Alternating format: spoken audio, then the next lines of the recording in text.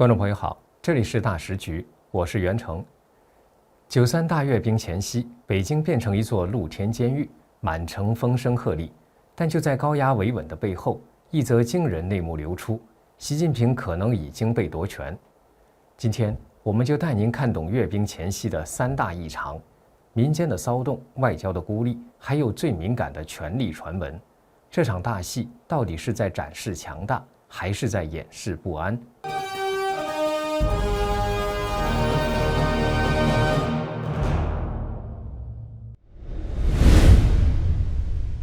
中共所谓的纪念抗战胜利80周年大阅兵即将到来，按理说办喜事嘛，应该是张灯结彩，与民同乐。但这次北京阅兵给人的感觉完全相反，它不是一场庆典，更像是一场战争动员。接下来我们来看几个细节。从8月28号开始，所有坐火车进北京的人都要接受2次安检。什么意思呢？就是你在始发站安检1次，进了站，到了候车区再被检查1遍。铁路部门提醒旅客要提前1个多小时到车站，否则就可能误车。有网友就抱怨，本来就安检来安检去，现在又加1层，真够呛。住在阅兵路线周边的居民就更惨了。朝阳区一位张先生说，居委会3天2头来检查，查消防，查有没有陌生人。到了9月2号，甚至要有特警进驻，窗户要贴上封条。阅兵当天，他们这些居民必须得搬出去，由官方统一接到别的地方，等阅兵结束了才能回家。东西长安街两边的商铺也都被要求停业，门上贴着封条，大家都在发牢骚，说这算什么好事，真是折腾人。这种高压安保之下，北京的经济活动也基本停摆了。出租车司机说，到处封路，生意少了1大半。市区的商户抱怨，外卖送不进来，物流也断了，店里冷冷清清。邮局更夸张，从外地寄到北京的快递更接受2次机器扫描，到了9月2号、3号那2天，干脆就停收了。朋友们，你们想一想，这种种做法像不像电影里演的某个黑帮大佬要出巡，所以要清空街道，封锁一切？这哪里是与民同乐，这分明就是以国之名扰民为实。一位北京的学者说得很到位，当局在安全和便利之间毫不犹豫地选择了前者，你甚至连抱怨都有危险。前几天有人在网上发帖说扰民，结果被警察叫去喝茶好几个小时。这种滴水不漏，甚至到了不近人情的安保级别，恰恰暴露了当局内心极度的不安全感。他们究竟在怕什么？是怕老百姓，还是怕党内的敌人？这个问题我们先放一放。接着看第2个异象。我们大时局频道会及时追踪各种重大新闻。如果您想翻墙观看我们的节目，我推荐一款非常好用的 VPN， 神盾 VPN。我和我们团队的人觉得这是目前真正值得信赖的安全 VPN。为什么这么说呢？很多人可能都在用 VPN， 但是传统 VPN 存在一个问题，它只用1台伺服器，资料经过加密传送到 VPN 的服务器，然后由同一台服务器发送过去。也就是说，它不但知道你的来源 IP， 也知道你连去哪里。这意味着，只要那台服务器有风险，你的整条路径就会被看得一清二楚。而神盾 VPN 采用的是独家技术，双节点 P2P 加密架构，资料会经过2台服务器转送，第一台只知道你的来源 IP，第2台只知道你要连的目的地，2台之间端对端加密，任何单一节点都无法还原整条通讯路径，连神盾自己都无法追踪你在网络上的行踪。除了安全，神盾 VPN 的速度和稳定性表现也很出色。神盾 VPN 可以在全球服务器自动切换，随时连最近最快节点，而且1个账号可用在手机、电脑、平板，可以全家分享。现在购买2年方案，享65折优惠，输入我们节目专属优惠码大时局 DASHIJU， 再打9折，30天内不满意全额退款，无风险适用。赶紧点击节目下方描述栏的购买链接购买。如果说对内的绑架式安保暴露了政权的不安，那么对外的外交场面则暴露了他的孤立。8月28号，中共官方公布了将出席阅兵的外国元首名单。大家猜猜，排在名单前2位的贵宾是谁？没错，是俄罗斯总统普京和朝鲜领导人金正恩。这个名单一出来，海外社交媒体上一片嘲讽。有网友说，这一波是撒出去多少出场费呀？还有人说，一个发达国家都没有，朝鲜都排到第2了，可见根本没啥人来。最嘲讽的一条评论是这么说的：一边举办反侵略战争的活动，另一边却在支持侵略者，真是精神分裂。这话说得非常犀利。普京发动的俄乌战争还在打，金正恩的朝鲜被指正在军事援助俄罗斯。中共把这2个人奉为上宾，等于是在向全世界宣告自己的立场。更有意思的是对比，10年前，2015年，北京也搞过一次抗战阅兵，当时来了30位外国领导人。虽然西方大国首脑也没来，但好歹还有像捷克总统、波兰众议长这样的欧洲国家领导人。韩国总统朴槿惠也来了，而且当时普京的名字并没有排在第1位，金正恩更是压根儿没来。10年过去，物是人非，今年的名单里，西方国家元首集体缺席，就连10年前还来捧场的欧洲国家，这次也一个都没有。有分析指出，这主要是因为中共在俄乌战争上的立场，以及在中美之间站队的结果，导致中共和西方世界越走越远。最能说明问题的是印度总理莫迪。最近因为美国川普政府的贸易政策，美印关系有点紧张。这本来是北京拉拢印度的好机会，而且莫迪在8月底确实会到中国天津，参加上海合作组织峰会，这是他7年来首次访华，人已经在中国了，顺便去北京参加2天后的阅兵，给个面子，合情合理吧？但是中方公布的名单里没有莫迪。这是一个非常强烈的信号，连一个正在被北京积极拉拢，而且人就在境内的重要邻国领导人都不愿意为这场阅兵站台。这说明什么？这说明国际社会，即便是那些所谓的中间派，对北京这种炫耀武力、与侵略者为伍的做法，也普遍持有一种警惕和疏远的态度。况且，中共正在修建的雅鲁藏布江水电工程，对印度造成了巨大的威胁。这种情况下，莫迪又怎么会愿意给中共站台呢？印度据说也要建水坝，以应对潜在的危险。尴尬的是，路透社记者在28号的中共外交部例行记者会上提问，93阅兵的外客名单中没有提到任何西方主要国家，邀请西方政要参加阅兵对中国来说有多重要？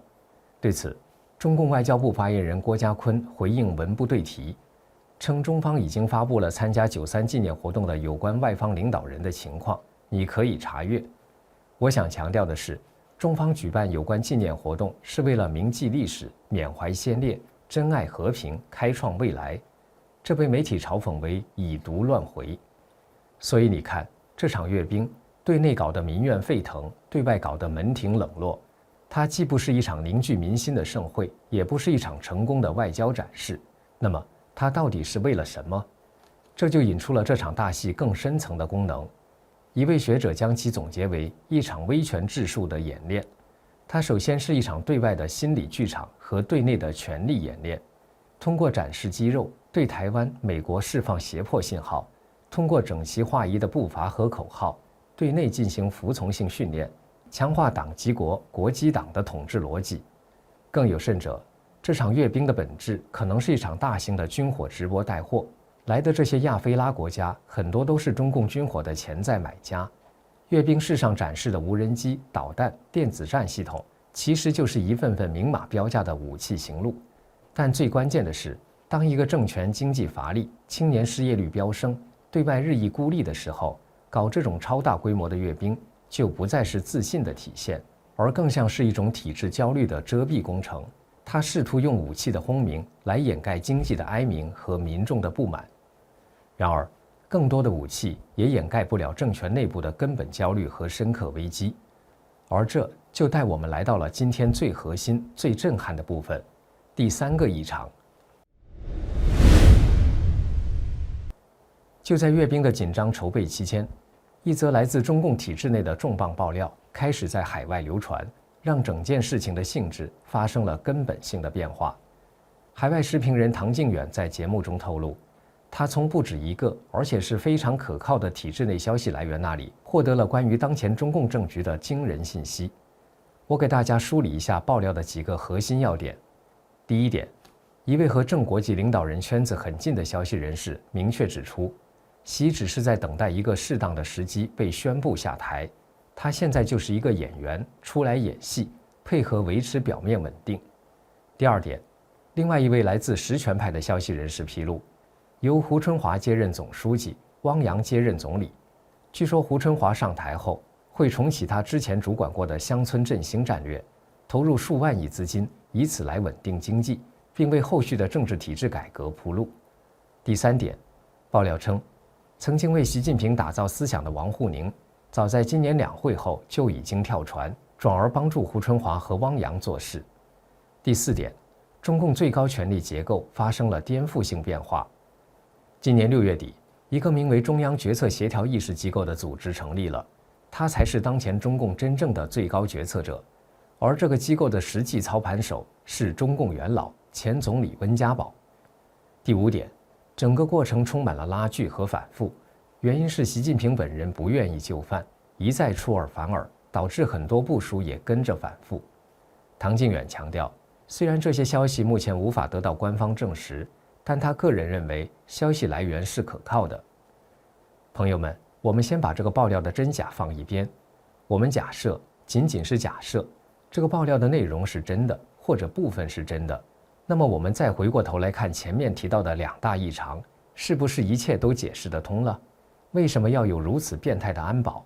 如果高层正在进行权力交接，那么整个体制就会处于一种极度脆弱和不稳的状态。这种战时级别的安保就不是为了防范外部敌人或普通百姓，而是为了防范党内政敌，防止习近平的亲信发动反扑，是为了确保这场非正常的权力交替能够平稳落地。为什么阅兵还要照常举行，甚至要让习近平出来检阅？这恰恰是权斗逻辑的体现。在结果没有公之于众之前，维持表面的稳定是第一要务。让演员习近平出来走一圈，是为了稳住全党全军和全国人民，制造一种一切照旧的假象，防止出现大规模的动荡。这台戏必须演下去。这样一来，整个事件的逻辑链就闭合了。一场看似展示强权的阅兵，其背后可能是一场掩盖权力真空的巨大骗局。阅兵场上的每一步正步，可能都踏在中共权力地壳剧烈变动的裂缝之上。当然，对于这类消息，也有评论人士，比如张天亮就提出了质疑。他认为，汪洋和胡春华在中共20大上有权的时候都无所作为，被踢出权力核心之后，怎么可能咸鱼翻身呢？而且以习近平的性格，他绝不可能妥协，因为一旦让出权力，他非常担心自己和家人会被清算。真相究竟是什么，我们现在还无法得知。但是历史告诉我们，当一个王朝进入衰败期，各种流言、传言、谣言都会蜂拥而起，经久不息。从秦末的亡秦必楚，到东汉末年的苍天已死，黄天当立，都是如此。为什么？因为官方的渠道被堵死，民间和体制内的不满无处宣泄，只能通过这种方式流传。所以，无论这类传闻是真是假，它的大量出现本身就是一个极其重要的信号。它说明中共内部的人心已经浮动，对未来的不确定性和不满已经达到了一个临界点。好了，朋友们，今天我们从北京阅兵前的3大异常现象进行了一番梳理和推演。我们看到了一个外强中干的政权，他用封锁整座城市的方式来寻求安全感，他用一场没有多少重要朋友参加的派对来假装自己很受欢迎，他用震耳欲聋的武器轰鸣来试图掩盖内部权力斗争的传闻。这场阅兵无论最终呈现出多么雄壮威武的场面，它的底色已经注定了是虚弱和不安的。它是一场精心包装的暴力公关，一场试图操控历史、威慑对手、对内驯化的复合性国家演出。那么9月3号那天我们会看到什么？我们会看到一个意气风发的习近平，还是一个面带倦容、身不由己的演员？阅兵结束，战车退场，烟花散尽之后，中南海的牌桌上究竟会是谁主沉浮？历史的进程往往就隐藏在这些看似不起眼的细节和流言之中，让我们继续观察，继续思考。您认为习近平失去权力的传闻可信吗？您对这次草木皆兵的阅兵又有什么看法？欢迎在下面留言分享您的观点。这里是大时局，感谢您的陪伴与思考，请订阅、分享并打开小铃铛，一起在动荡中坚守真相，在黑暗中点燃希望。